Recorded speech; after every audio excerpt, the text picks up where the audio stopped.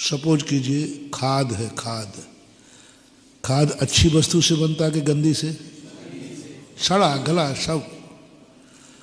और सड़े गले से यदि अपन निंदा करें, फेंकते जाओ फेंकते जाओ, ढेर लग जाएंगे। कहाँ फेंकोगे? अभी तक संसार में इतनी गंदगी हो चुकी है, यदि वो गंदगी संसार में बनी रहती तो अपन को रहने की जगह नहीं मिलती। जैनाचार्य कहते हैं गंदी है, पक्का है, लेकिन निंदा नहीं करो, इसकी बुराई मत करो, इसको उठाकर खेत में डाल दो। अच्छी फसल अच्छी है, लेकिन उस फसल में गुणकार लाने का कार्य कौन करता है? खाद। गंदी से अच्छी, अच्छी से गंदी नहीं।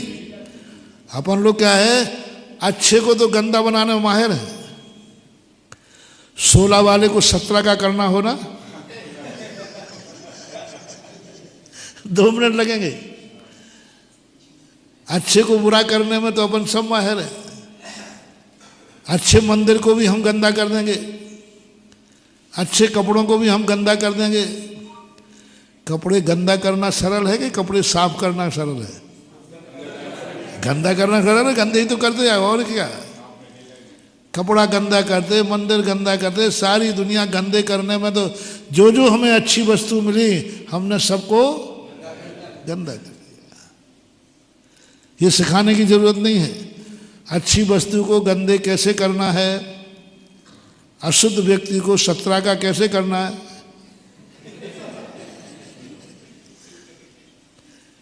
थोड़े सा छू लेना बस। अब गंदे व्यक्ति को अच्छा करो, छूने से हो जाएगा? नहीं महाराज, हम जैसे हमने किसी को छू लिया, एक व्यक्ति ने प्रश्न किया, बोले महाराज जी जैसे छूने से 16 वाला 17 का हो गया, यदि 16 वाला 17 वाले को छू ले तो वो 16 का हो जाएगा? नहीं होगा।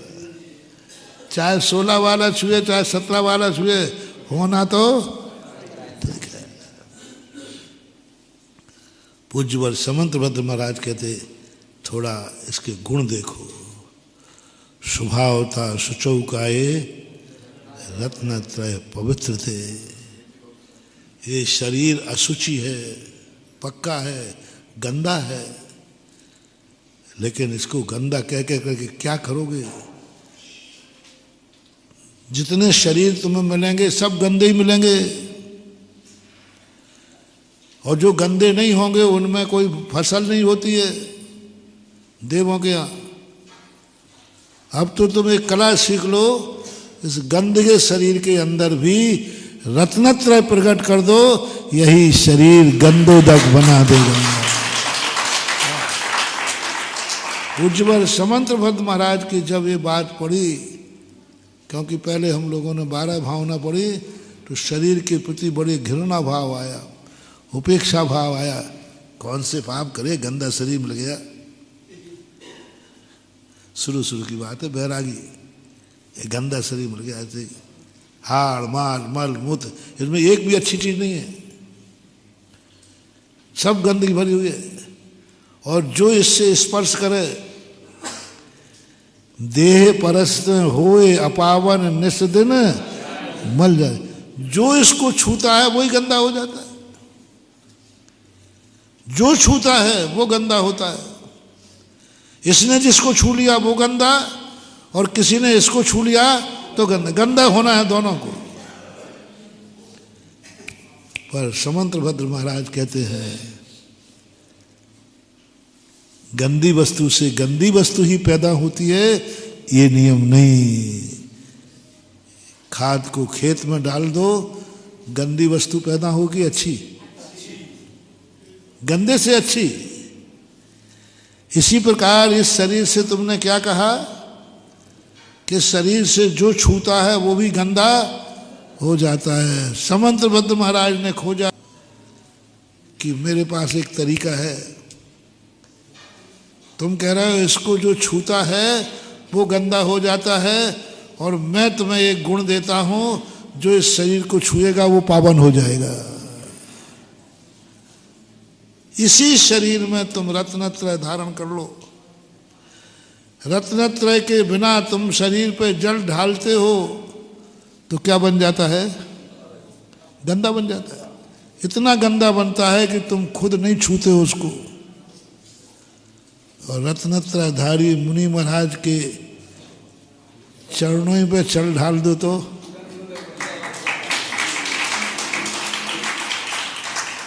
मैं बहुत बार कहता हूँ, भैया चरण वही हैं कि दूसरे हैं?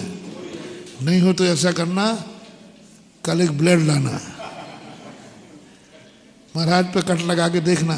पहले तुम्हारे पे भी लगाना, नहीं तो हमारे पे लगा दो।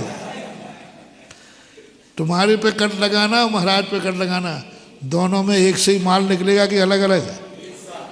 एक वही है, हाड़ मांस हड्डी पसली सब वही है। लेकिन क्या अंतर आ गया कि उन्हीं चरणों पर जल गिरता था तो गंदा हो जाता था, आज उन्हीं चरणों पर गंद गिर रहा है तो गंदोदक हो रहा है। शरीर वही है। ये है साधना, ये है धर्म, ये है तत्व दृष्टि, ये है तपस्या। इसका नाम है सम्यक दर्शन। ये कला हमारे अंदर आना है। तुम कहो संसार से गंदगी भाग जाए,